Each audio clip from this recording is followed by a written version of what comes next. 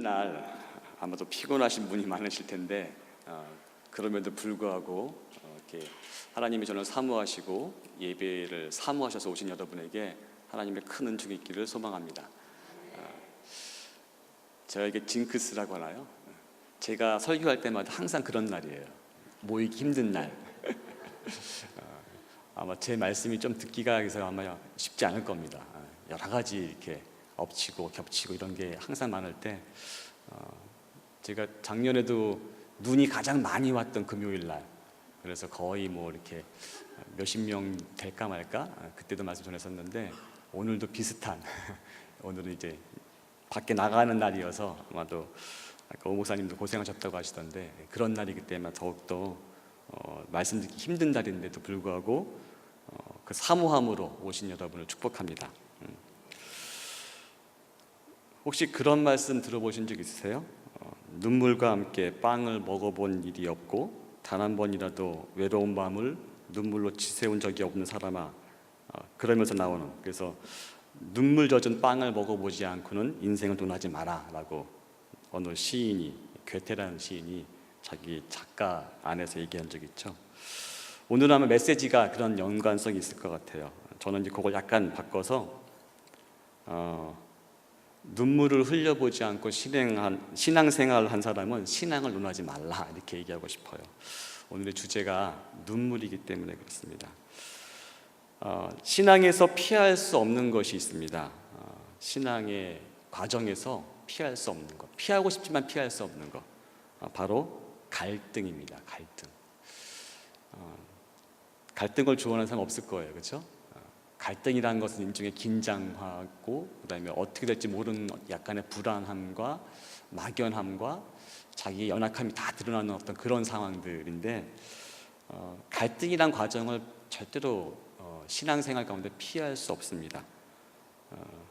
왜냐면요, 하나님을 알아가는 과정은 기계적으로 공식과 같이 돼 있지 않습니다. 물론 이제 신학적으로 구원을 설명할 때 뭐 죄를 회개하고 예수님을 영접하면 구원을 받습니다라고 심플하게 말할 수 있지만, 실제 우리 삶 가운데 그걸 적용할 때는 그렇게 공식적으로 대입해서 탁탁탁 떨어지면 얼마나 좋겠습니까?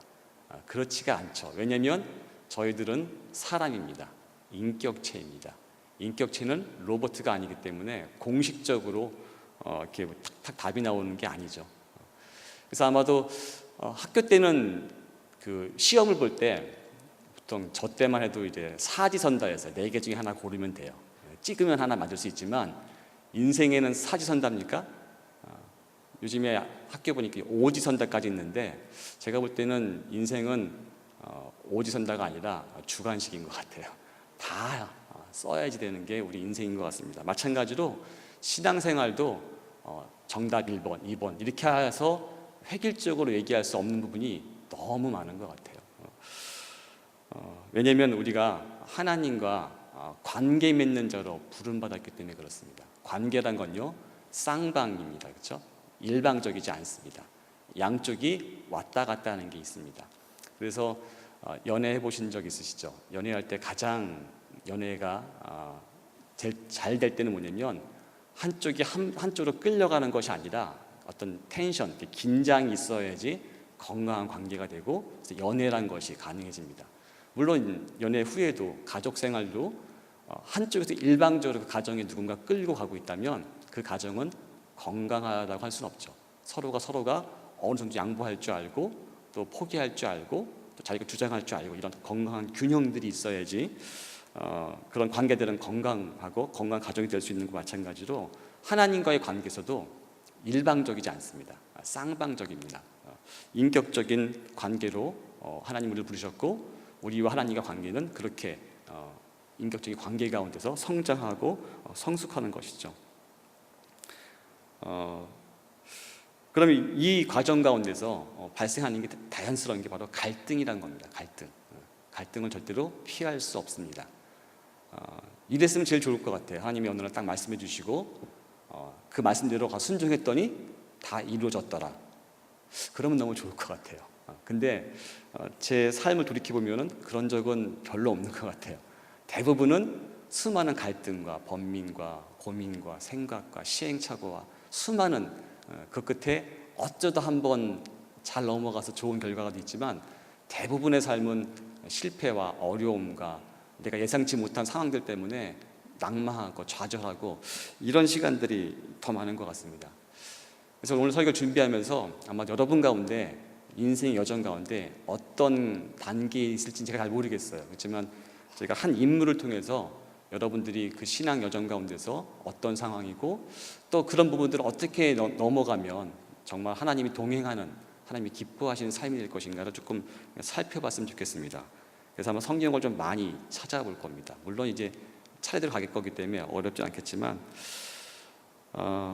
오늘의 설교 제목은요, 제가 정하기를 요셉의 눈물이라고 정했습니다. 요셉의 눈물. 요셉의 인생을 보니까 눈물이 많은 인생이었어요. 눈물이 많았습니다. 그래서 제가 읽으면서도 막 저도 눈물이 나오더라고요. 요셉의 인생을 보면서. 요셉의 인생은 이렇습니다. 여러분이 잘 아시겠지만 조금 설명해 드리면 모르시는 분을 위해서 야곱의 아들입니다. 야곱의 아주 귀한 아들이죠. 야곱이 부인이 2명이 있습니다. 그리고 첩이 2명 있죠. 근데 부인 중에서 자기가 사랑했던 부인, 그래서 7년이 하루와 같이 시간 가는 줄 모르고 사랑했던 그 라헬의 아들이 요셉입니다. 요셉은 좀 특별한 사람이었어요. 누구에게? 야곱에게 특별했습니다. 그래서 어릴 때 특별대를 받았어요. 집에도 보면 형제들이 있는데 보통 막내들이 특별한 사랑을 더 받지 않습니까? 마치 그런 것과 같이 요셉도 좀 특별한 대를 받았습니다. 그래서 옷도 보통 옷을 안 입히고 특별한 옷을 입혔어요. 성경에는 뭐 색동옷 뭐 이런 식 표현되어 있는데 그걸 조금 유대 문화를 아는 어느 목사님 설명하기는 이렇게 설명하시더라고요.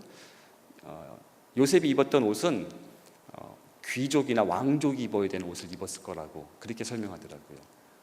그러니까 유대인들은요, 옷이 속옷하고 겉옷이 있습니다. 그래서 일상생활할 때는 속옷 한 벌로 이렇게 통째로 된 한 벌 가지고 살고요. 외출하거나 멀리 여행 가거나 할 때만 겉옷을 이렇게 입습니다. 그래서 겉옷이 이불 역할도 하기도 하고요, 추위를 막기도 하는 역할을 하는데, 근데 그 속옷이 일반적으로는 소매가 좀 짧은 그런 형태의 속옷을 입었다고 합니다. 그런데 요셉이 입었던 속옷은요, 소매가 좀 길어요. 주로 누가 입는 거냐면 왕족들이 입는. 그러니까 형들이 볼 때는 참 불편했겠죠. 많이 불편했을 겁니다. 특별히 요셉의 배다른 형들이 있지 않습니까? 그렇죠? 배다른 형들. 특별히 첩을 통해서 난 형들이 더 힘들었던 것 같아요. 왜냐하면 여러분 말씀을 좀 볼까요? 창세기를 보시면 좋겠는데 창세기 37장 2절 말씀을 보겠습니다. 창세기는 구약의 첫 번째 책입니다. 창세기 37장 2절 말씀 보면 어떤 갈등 관계가 있는지가 잘 묘사되어 있습니다. 한번 같이 읽어보겠습니다. 시작. 야곱의 족보는 이러하니라. 요셉이 17세의 소년으로서 그의 형제들과 함께 양을 칠 때에 그의 아버지 아내들 비라와 실바의 아들들과 더불어 함께 있었더니 그가 그들의 잘못을 아버지께 말하더라. 이렇게 기록되어 있습니다. 이상하게 여기에 형들 중에서 누구의 형들이요? 누구의 어떤 형들? 빌하와 실바의 아들들, 그러니까 첩 2명으로부터 난 아들들, 그 형들하고의 관계가 꼬이기 시작하죠. 왜냐하면 아마 그 형들이 좀 불량했던 것 같아요. 왜냐하면 요셉이 그들의 잘못을 아버지에게 고자질합니다. 나쁜 말로 고자질이고 조금 멋있는 말로 스파이질을 하고 이렇게 좀 정탐꾼 역할을 해줍니다. 이렇게 모니터링을 해주는 거죠. 근데 그거로 끝나지 않습니다. 3절 말씀 보시면 같이 읽어볼까요? 요셉은 노년에 얻은 아들이므로 이스라엘이 여러 아들들보다 그를 더 사랑함으로 그를 위하여 채색옷을 지었더니 4절 읽겠습니다. 그의 형들이 아버지가 형들보다 그를 더 사랑함을 보고 그를 미워하여 그에게 편안하게 말할 수 없었더라. 말을 하기가 불편한 상태까지 됐어요. 형제끼리인데 말을 하기 껄끄러워 미워하는 대상이 요셉이 됐습니다. 자, 여기서 요셉이 잘못이 있습니까? 요셉이 17세입니다. 잘못이 솔직히 없죠. 잘못한 것을 잘못했다고 아버지한테 얘기하는 게 잘못입니까? 정당한 거죠. 그런데 그 정당한 것을 통해서 요셉은 어떻습니까? 관계가 어그러지고 있고 미움을 받고 있습니다. 미움받고 있어요. 그런데 한 수 더 뜹니다. 5절 말씀 읽어보겠습니다. 한 번은 요셉이 꿈을 꾸고서 그것을 형들에게 말하매, 같이 읽을까요? 그들이 그를 더욱 미워하였더라. 거기다 요셉은요, 꿈을 잘 꿨는데 꿈 얘기가 좀 그런 얘기였어요. 요셉이 높아지고 형들이 그 앞에 절하는 꿈이었거든요. 그랬더니 더욱 미워했다고. 아예 이 가족 가운데, 형제 관계 가운데 아주 꼬임이 발생했습니다. 그런데 이 상황에서 요셉이 어떤 사건이 발생하냐면요, 그것이 쌓이다 못해 형들이 하나의 수를 냅니다. 뭐냐면 요셉이 아마 자주 야곱으로부터 명령을 받았던 것 같아요. 가서 형들 어떻게 지내나 가서 좀 보고 와라. 그러니까 그거를 형들은 고자질한다라고 생각했을 것이고, 또 그렇게 또 형들을 보러 갔는데 그때 마침 요셉을 오는 걸 보면서 저기 꿈꾸는 자가 온다라고 하면서 요셉을 어떻게 죽일까 궁리하기 시작합니다. 형들이.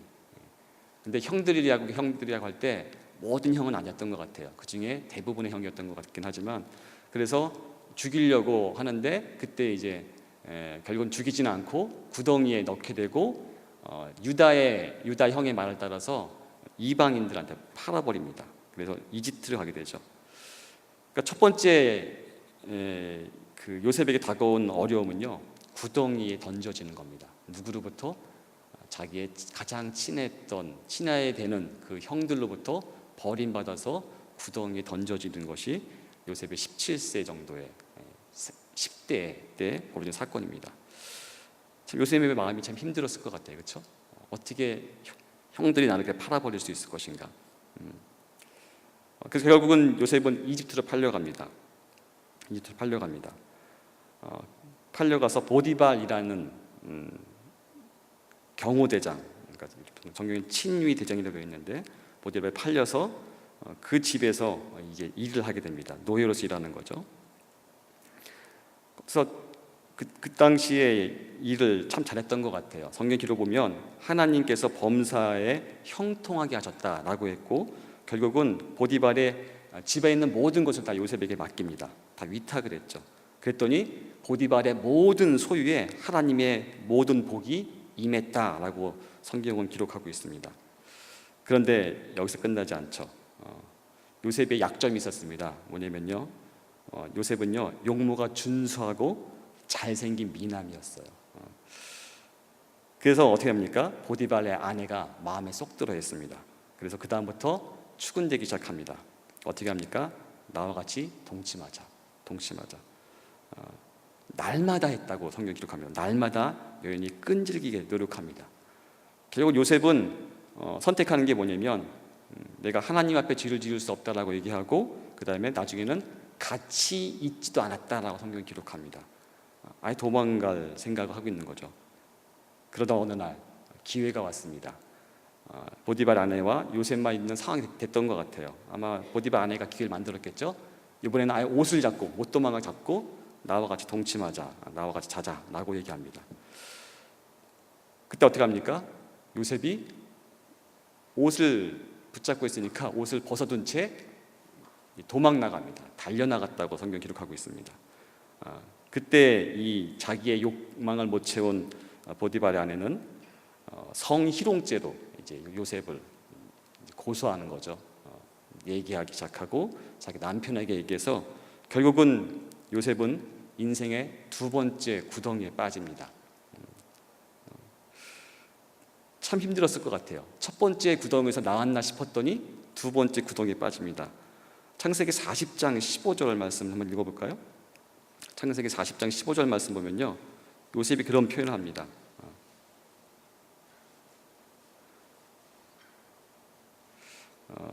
40장 15절 말씀을 제가 세 번역으로 한번 읽어드릴게요.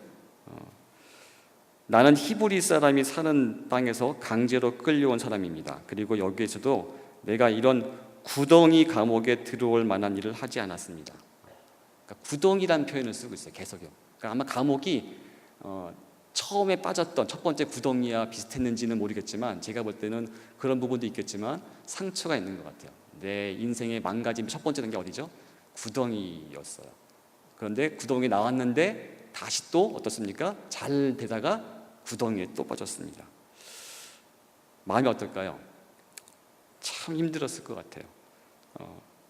그렇게 이제 또 구덩이 같은 감옥에서도 요셉은 성실하게 일합니다. 그래서 하나님이 동행하셔서 또 그곳의 모든 책임을 다 맡게 되죠. 그러다가 요셉에게 기회가 왔습니다. 뭐죠? 술 관원장하고 빵 굽는 관원장이 그 감옥에 갇히게 되었는데 그들의 꿈을 해석해 주게 되었습니다. 그래서 해석해 준 대로 술 관원장은 풀려났고 빵 맡은 관원장은 죽게 되죠. 그래서 술 맡은 관원장에게 부탁하는 게 방금 읽은 그 말씀입니다. 요셉이 간곡히 부탁합니다. 당신이 복직되거든 나를 좀 기억해달라 라고 간곡히 마지막 희망인 사람한테 부탁을 했습니다. 그런데 어땠습니까? 술 관원장은 2년 동안 아주 깜깜하게 잊어버립니다. 여러분 마음이 어떨까요? 마지막 희망이었는데 소식이 없는 거예요. 2년 동안. 2년 동안. 그러다가 때가 찼는지 다시 바로왕이 꿈을 꾸게 됐고 그 술 관원장이 요셉이 꿈을 잘 푼다는 걸 기억하면서 바로에게 추천해서 바로왕의 꿈을 풀게 됩니다. 그래서 요셉이 이집트의 총리로 세움바 되죠. 이러면 이제 이야기는 끝인 것 같아요, 그렇죠? 근데 이 이야기는 지금부터 시작입니다. 왜냐면요, 요셉이 이집트에서 그러니까 이집트 총리가 됐을 때가 나이가 30세예요. 그러니까 거의 한 13년 동안 거의 감옥 생활을 했던 거죠. 감옥 생활을 했던 거죠. 뭐 조금 더 적을 수도 있겠죠. 이 보디발의 집에 있는 시간도 있으니까. 그러니까 10여 년 이상을 감옥에 있던 생활이었고, 그래서 갑자기 이제 등극해서 이집트 전체를 다스리는 총리가 되었습니다. 그러면 이렇게 됐으면 그 뒤에 행복했더라고 이 이야기는 끝나야 될 것 같아요. 그런데 창세기 이야기는 그때부터 시작됩니다. 그때부터 시작돼요. 요셉이 총리가 되었을 때 마음을 창세기 말씀 41장 51절에 이렇게 표현하고 있습니다. 창세기 41장 51절에 그 총리가 된 다음에 요셉의 마음을 아주 잘 표현하고 있습니다. 맏아들 므낫세를 낳았는데 므낫세 이름에 대해서 이렇게 설명합니다. 요셉은 하나님이 나의 온갖 고난과 아버지 집 생각을 다 잊어버리게 하셨다 하면서 맏아들의 이름을 므낫세라고 지었습니다. 그러니까 므낫세라는 것에 어떤 의미가 담겨 있냐면 내 과거 그 젊었을 때의 그 온갖 고난과 또 나의 아버지 집 생각을 다 잊게 했다. 잊혀진 겁니다. 거의 요셉이 총리가 되었을 때는 30대였으니까 흉년이 나오고 왔으니까 다시 여러분 아시는 이야기 같이 형들을 만나기까지는 그때쯤은 37세가 넘었을 거예요. 그러니까 벌써 그쯤 나이가 된 상태죠. 거의 40이 다 될 무렵쯤에 요셉의 고백입니다. 온갖 고난도 잊었고 아버지 집 생각, 쉽게 말하면 고향 생각도 다 잊어버렸다. 이상하지 않습니까? 여러분 고향 잊을 수 있습니까? 그리워할 만한데 고향도 잊었다라고 얘기합니다. 뭔가 이 안에 아직 요셉 안에 뭔가 풀리지 않은 깊이 뭔가 풀려야 될 것이 있는 것 같아요. 어떻게 고향도 잊을 수 있습니까? 어떻게 부모를 잊을 수 있습니까? 뭔가 구정물을 양동이에 담아놓으면요, 구정물의 그 더러운 것들이 한참 지나면 가라앉죠, 그렇죠? 아마 이 가라앉아서 맑은 물 보면서 나는 다 잊었다라고 하는 것이 혹시 요셉의 모습이 아닐까라는 생각이 듭니다. 그런데 이때부터 진짜 일은 시작됩니다. 어떻게 보면 이 이야기의 클라이막스 시작되죠. 나는 이렇게 투명한 물을 보면서 밑에 다 가라앉아 있으니 투명한 물을 보면서 다 잊었고 나는 다 용납했고 다 나는 이제 오케이 나는 됐어라고 아마 요셉은 스스로 생각했을지 모르겠어요. 그런데 그게 아니라는 것은 금방 드러나기 시작합니다. 어떤 사건이냐면 바로 형들이 흉년 때문에 곡식을 사러 이집트로 옵니다. 요셉을 앞에 와서 형들이 쭉 서 있습니다. 그리고 절하죠. 그때 요셉이 이상합니다. 형님이 알아봤으면 형 나 요셉이야 라고 영접하거나 우리 상식 같으면 그렇게 할 텐데 그렇게 하지 않습니다. 꿈을 기억하고 너희들 정탐꾼이지 라고 3번씩이나 얘기합니다. 정탐꾼이지 3번씩이나 강력하게 얘기합니다. 제가 아까 말씀드렸죠. 요셉이 형들로부터 어떤 손가락질 받았죠? 너는 스파이야. 그렇죠? 요셉이 똑같이 형들한테 합니다. 너희들 정탐꾼이지. 일종의 보복하는 느낌이 좀 강해요. 이에는 이렇게 하는 거죠. 너희들 정탐꾼이지, 스파이지. 자기가 당했던 걸 그대로 하고 있습니다. 아직 뭔가 안 풀린 게 있는 거죠. 자기가 당한 대로 그대로 반복하고 있습니다. 그러면서 또 수를 씁니다. 어떤 수를 씁니까? 그 형들이 왔는데 너희들 정탐꾼인 것을 아닌 걸 증명해라. 증명하는 방법으로 너희가 집에 있는 막내 베냐민을 데리고 오면 너희가 내가 진실을 얘기한 줄 알고 정탐꾼이 아니라는 걸 인정하고 내가 이렇게 누명이 없는 사람으로 스파이가 아니라는 것으로 내가 알겠다라고 얘기했습니다. 그러면서 감옥에 3일 동안 가둡니다. 그리고 가둔 후에 처음에는 한 사람만 보내서 베냐민만 데려오려고 했다가 아마도 요셉이 생각해보니까 그건 너무한 것 같아서 다 곡식을 가지고, 왜냐면 아버지가 살아야 될 거 아니에요. 곡식을 가져가야 되니까 한 사람만 남아있고 다 가서 곡식 가지고 가서 집안 식구들 살게 하라고 이렇게 얘기합니다. 그때 이제 형들이 이제 요셉하고 형들하고 사이에는 통역관이 있습니다. 요셉은 아마 이집트 말로 했을 것이고 통역관이 히브리 말로 번역을 했던 것 같아요. 그러니까 요셉인지 모르고 그냥 총리라고 알고 있는 거죠. 그 상에서 형들끼리 얘기하는 대목이 여기 새로운 눈물의 시작을 이야기합니다. 창세기 42장 21절부터 23절입니다. 같이 읽었으면 좋겠습니다. 창세기 42장 21절에서 23절입니다. 창세기 42장 21절부터 23절을 같이 한번 읽어보겠습니다. 시작. 그들이 서로 말하되 우리가 아우의 일로 말미암아 범죄하였도다. 그가 우리에게 애걸할 때에 그의 마음의 괴로움을 보고도 듣지 아니하였으므로 이 괴로움이 우리에게 임하도다. 르우벤이 그들에게 대답하여 이르되 내가 너희에게 그 아이에 대하여 죄를 짓지 말라고 하지 아니하였더냐. 그래도 너희가 내 듣지 아니하느니라. 그러므로 그의 핏값을 치르게 되었도다 하니 그들 사이에 통역을 세워놓음으로 그들은 요셉이 듣는 줄을 알지 못하였더라. 이런 얘기를 하고 요셉이 다 듣고 있잖아요.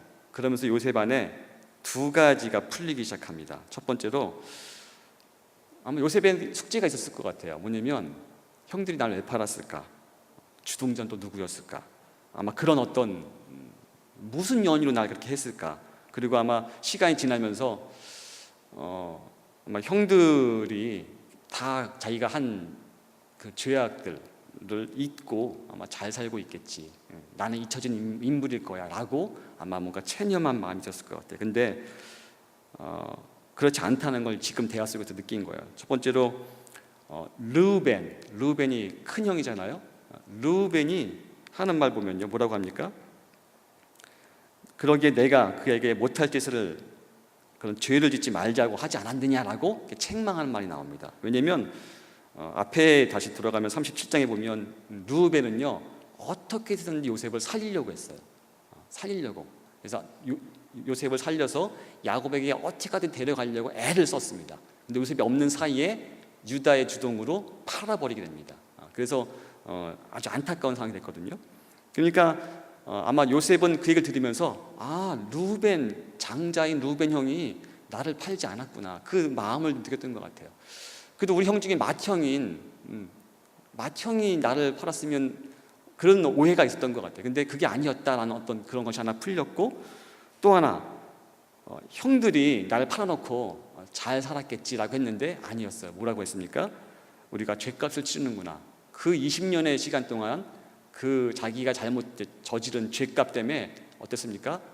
두 발 펴고 자지 못하고 계속 죄책감에 시달려 왔다는 것을 쉽게 알 수가 있게 되는 거죠. 그 상황을 아니까 요셉의 마음이 어떨까요? 누그러집니다. 누그러지면서 요셉이 울음을 터뜨리기 시작합니다. 울음을 터뜨리기 시작해요. 요셉의 눈에서 눈물의 회복이 나타나기 시작했습니다. 그때부터 요셉이 울기 시작합니다. 몇 번이나요? 6번이나. 이게 첫 번째 눈물이에요. 진실을 알게 되니까 자기가 왜곡됐고 오해됐던 것들이 풀리니까 그 안에 회복의 눈물이 시작됩니다. 저희가 이렇게 은샘이나 아니면 예배 가운데 은혜 받으면 눈물이 나는 것 같아요. 그렇죠? 그 눈물이 우리 안에 하나님께서 회복의 일을 하는 역할 중에 하나입니다. 제가 오늘 아침에 어떤 집사님한테 전화를 받았는데 기도를 부탁한다고 전화 받았었는데 어떤 연유인가 했더니 저희가 말씀을 묵상하다가 경건의 모습만 있고 경건의 능력을 부인하는 자가 자신인 것 같다라고 말씀 묵상 느껴서 속으로부터 애통한 마음이 들었다고. 그래서 어떻게 될지 모르겠다고. 내가 그렇게 바르지 않은 마음으로 어떻게 내가 그런 사역들을 감당했는지 모르겠다라고 어떤 회개의 눈물이 나온다고 힘들다고 기도를 부탁하는 전화가 왔습니다. 우리 안에요, 내가 뭔가 잘하고 있다고 생각하고 내가 하는 거 다 문제 없고 내가 하나님의 뜻대로 온전히 섰다고 생각하는 순간 여러분 이미 넘어진 것입니다. 우리 안에는요, 하나님 앞에 나갈 때는 그런 마음을 절대로 가질 수 없습니다. 왜냐하면 하나님이 우리가 같이 하실 때는요, 우리가 연약할 때 애통하고 연약할 때 같이 하시지 우리가 강하면요 하나님 우리가 같이 하실 수 없습니다. 우리는 그런 관계로 하나님 관계 가운데 있어요. 예를 들면 이런 거죠. 여러분 연인 사이인데 나는 너 없어도 잘 지낼 수 있어. 연인 사이입니까? 헤어질 사이죠. 그렇죠? 너 없으면 난 죽을 것 같아. 못 살아라고 하는 마음이 기본적으로 연인 사이에 있습니다. 그러니까 하나님과 관계도 마찬가지입니다. 내가 하나님과 관계 가운데서 주님 없으면 안 돼요. 내가 하는 거 아무것도 없어요. 라는 고백이 있으면 건강한 신앙이라 할 수 있지만 주님 없어 내가 이만큼은 나름대로 해볼 수 있네요. 라는 식의 마음이 있다고 한다면 거기는 아주 심각한 이제 왜곡된 생각들이 자리 잡기 시작하는 겁니다. 왜냐하면 요셉이 총리가 되었을 때 하나님의 비전과 꿈을 다 이뤘어요. 내 인생에 더 뭐 할 게 없다. 거기다 가족까지 잊혀졌습니다. 근데 뭐가 남았습니까? 아직 내면에 정리 안 된 것들이 있죠. 깨어진 관계들이 아직 그대로 있는 것이죠. 그걸 하나님 만지기 시작하는 거예요. 그래서 실상 알면서 요셉 안에 뭐가 시작됩니까? 눈물이 나기 시작합니다. 눈물이 나오기 시작합니다.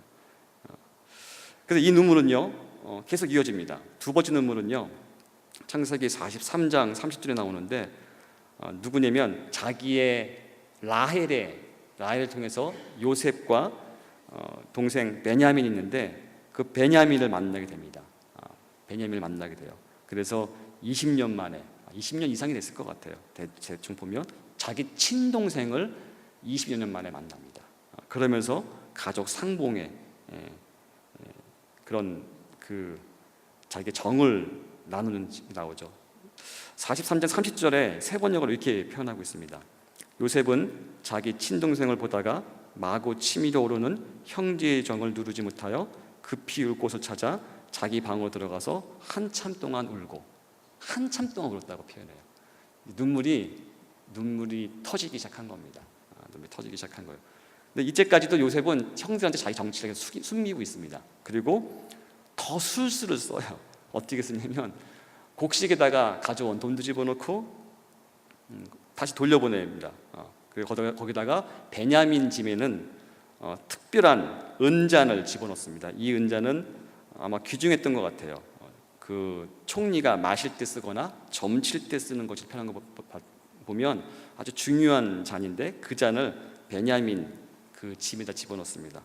결국 사람들을 보내서 쫓아가게 한 다음에 다시 다 돌아왔고 베냐민은 갈 수 없다. 나머지만 가라. 이렇게 되는 겁니다. 그때 유다가 아마 정죄가 많이 있었던 것 같아요. 유다가 맹세하고 왔거든요.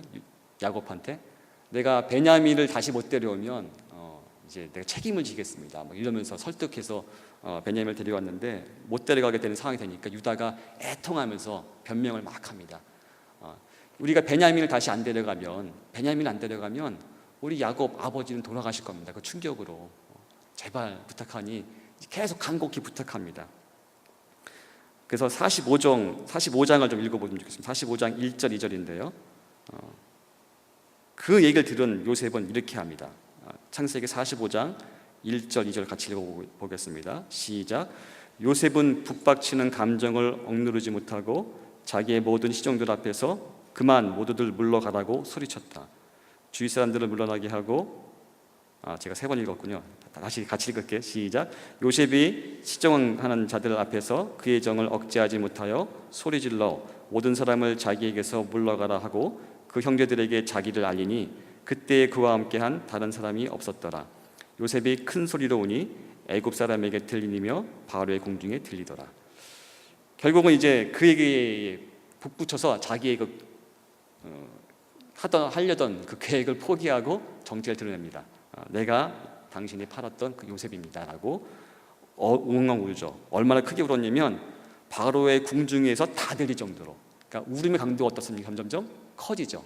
처음에 울었다가 한참 울었다가 폭발적으로 울어서 궁중에 다 들릴 정도로 아마 20년 이상 쌓였던 그 한 같은 내면에 있는 것들이 아마 다 드러나는 것 같습니다. 푹 뻗친 감정들이 다 나오기 시작하죠. 그리고 요셉은 이렇게 얘기합니다. 하나님이 하셨습니다. 이집트로 판 것은 형들이 아니라 하나님이 하셨습니다. 그렇게 고백하기 시작합니다. 그리고 베냐민과 형들과 부둥켜 안고 엉엉 울기 시작합니다. 이게 3번째 눈물입니다. 이 4번째 눈물은 바로 이제 야곱 아버지를, 야곱은 죽은 줄 알았던 요셉을 만났고 요셉은 다시 못 만날 줄 알았던 아버지를 만났습니다.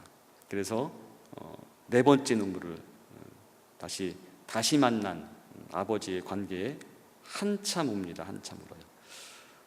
5번째 눈물은요, 아버지의 죽음 앞에서 웁니다. 요셉이 아버지 죽음 앞에서 웁니다. 이때 울음은 다른 차원의 또 울음이죠. 헤어짐의 눈물이 있습니다. 그런데 제가 좀 주목하고 싶은 것은요, 마지막 울음인 6번째 눈물입니다. 아버지가 돌아가신 다음에, 야곱이 돌아가신 다음에 야곱의 형들이 요셉에게 어떤 편지, 전가를 하나 보냅니다. 그 편지를 보고 요셉은 웁니다. 그 내용이 뭔지를 잠깐 보겠습니다. 창세기 50장인데요. 창세기 50장 17절을 보겠습니다. 창세기 50장 17절 말씀입니다. 같이 읽겠습니다. 너희는 이같이 요셉에게 이르라. 내 형들이 내게 악을 행하였을지라도 이제 바라건대 그들의 허물과 죄를 용서하라 하셨나니 당신 아버지 하나님의 종들인 우리 죄를 이제 용서하소서 하매 요셉이 그들에게 하는 말을 들을 때 울었더라. 야곱이 죽은 다음에 형들에게 어떤 불안이 생겼냐면 요셉이 우리 안에 아직은 그 앙금이 있을 것 같아. 야곱이 죽었으니까, 아버지가 죽었으니까 우리한테 어떤 해코지를 할지 모르겠어 라고 생각하고 이런 전가를 보냅니다. 아버지 유언이다. 우리를 어떻게 하라고요? 용서하라. 그 얘기 듣고 요셉이 어떻게 합니까? 웁니다. 울어요. 그래서 50장 20절에서 21절에 이렇게 요셉은 이제는 회복된 마음으로, 용서된 마음으로 이렇게 얘기합니다. 같이 한번 읽어보겠습니다. 당신들은 나를 해하려 하였으나 하나님은 그것을 선으로 바꾸사 오늘과 같이 많은 백성의 생명을 구원하게 하시려 하셨나니 당신들은 두려워하지 마소서. 내가 당신들과 당신들의 자녀를 기르리라 하고 그들을 간곡한 말로 위로하였더라. 요셉의 회복된 마음이 보이시죠? 처음엔 어떻게든지 형들을 이렇게 아주 냉대하고 너희 스파이다, 정탐꾼이다 이렇게 뭔가 하려던 그 마음이 바뀌어서 지금 어떻게까지 바뀌었습니까? 당신들과 당신들의 자녀를 내가 기르겠다라고 간곡한 말로 위로하는 단계까지 와 있습니다. 이미 요셉의 마음은 회복된 마음인 거죠. 그래서 6번째 눈물에서 벌써 회복의 눈물이 나오기 시작하는 것입니다. 여러분, 용서가 어떤 건지 아십니까? 용서는 이렇게 말한다고 합니다. 용서는 그렇다. 너는 이런 일을 했다. 하지만 내 사과를 받아들인다. 나는 이 일에 대해 내게 앙심을 품지 않을 것이고 우리 사이의 모든 것이 이전과 똑같을 것이다 라고 하는 것이 용서입니다. 근데 이거와 비슷하지만 전혀 반대되는 말이 있습니다. 양해입니다. 영어로 excusing, 보통 excuse, 양해 바랍니다. 영어로 직역하면 보통 신뢰합니다고 표현하기도 하지만 양해하다라는 양해가라는 말이 있습니다. 용서와 반대말인 것 같아요. 왜냐면요, 양해는 이렇게 얘기합니다. 내가 어쩔 수 없었다는 것과 본심이 아니었다는 것을 안다. 정말 내가 잘못이 아니었구나. 그러니까 양해는 잘못이 본의가 아니었다고 인정해 주는 거예요. 그렇지만 용서는요, 그렇지 않습니다. 잘못이 있다는 걸 전제로 하는 것이 용서입니다. 보통 용서해야 될 상황인데 양해하는 경우가 있는 것 같아요. 또 가끔 두 개가 섞여서 어디까지가 내가 양해해야 될 부분이고 어디까지 용서할 것인지 모르는 경우가 있습니다. 그런데 분명한 것은 용서를 하게 되면요, 용서의 눈물, 회복된 마음이 생기기 시작합니다. 오늘 말씀 보면서 여러분들에게 좀 도전드리고 싶은 건요, 여러분 인생 가운데 어떤 단계에 있습니까? 요셉이 구덩이 시절 같이 여러분 인생이 계속 끝이 안 보이는 그 연속성에 있으십니까? 아니면 이제 비전이나 꿈이 다 이루어서 내가 이제 온전한 상태라고 하는 그런 상태에 계십니까? 아니면 매일매일 회복의 눈물을 흘리시면서 한 단계 한 단계 깊이 관계들이 깊어지고 또 하나님께서 우리 가운데 이루시는 그것 가운데 깊이 거하시는 상태이십니까? 한번 돌아보시면 좋을 것 같습니다. 여러분의 이런 회복의 눈물을 흘리고 있으신지 아니면 다른 갈등의 눈물을 흘리고 계시는지 잠깐 기도했으면 좋겠습니다. 여러분 마음 가운데 잠깐 잠잠히 좀 생각들을 내려놓고 내 안에 어떤 상태인지, 내 인생 여정은 또 어떤 과정 가운데 있는지를 돌아보시면 좋겠습니다. 용서까지 간 회복의 눈물을 흘리고 있는지, 아니면 용서인지 양해인지 혼란스러운 단계에 있는지, 아니면 아직 그것도 아닌 내가 온전한 사람이다라고 착각하는 단계에 있는지, 아니면 그냥 긴 어두운 터널과 같은 그런 구덩이에 있으신지, 어느 단계에 있든지 간에 분명한 것은 하나님이 동행하신다는 사실입니다. 각 사람의 처지를 아시고 형편하시고 내면을 이해하시고 동행하시는 그 하나님, 여러분의 눈에 눈물이 없다고 한다면 특별히 기도했으면 좋겠습니다. 하나님, 내 안에 회복의 눈물을 요셉과 같이 회복되는 회복의 눈물을 허락해 주시옵소서. 그런 마음들을 내 안에 주시옵소서라고 우리 같이 조용하게 좀 기도했으면 좋겠습니다. 같이 기도하시겠습니다. 하나님 아버지, 이 시간도 주님의 은혜를 구합니다. 요셉의 인생 가운데 행하셨던 주님을 바라봅니다. 구덩이 시절 동행하셔서 다른 구덩이로 또 다른 구덩이로 주님께서 섬세하게 인도하셨던 그런 시간이 있었고, 이집트 총리가 되어서 뭔가 다 이룬 것 같지만 아직 내적으로 관계적으로 해결되지 않은 그런 것을 바라보지 못한 그런 시절도 주님께서 같이 하셨습니다. 그러나 이 시간 기도하는 것은 주님, 우리 가운데 요셉의 회복의 눈물을 허락하여 주시옵소서. 주님과의 깊은 만남과 주님과의 그런 사랑의 관계들이 깊어지는 눈물, 하나님, 우리 안에 마땅히 있어야 될 눈물들이 한 단계씩 한 단계씩 회복될 수 있도록 인도해 주시옵소서. 나의 생각이나 나의 마음, 하나님, 그런 주장이 아니라 주님께서 허락하셨던 회복의 눈물들을 요셉과 같이 허락하여 주시옵소서. 가식을 버리게 하여 주시옵고, 사랑하는 사람과의 만남에 대한 눈물 허락하여 주시옵고, 헤어짐의 눈물 허락하여 주시옵고, 특별히 회복된 용서하는 마음을 주는 용서의 눈물을 허락하여 주시옵소서. 주님, 이제 잠잠히 주님 앞에 있겠습니다. 저희 가운데 이 시간 우리 인생을 돌아볼 수 있는 마음을 허락하여 주셔서 하나님께서 우리가 안에 흘리게 하시는 그 눈물을 회복할 수 있도록 인도하여 주시옵소서.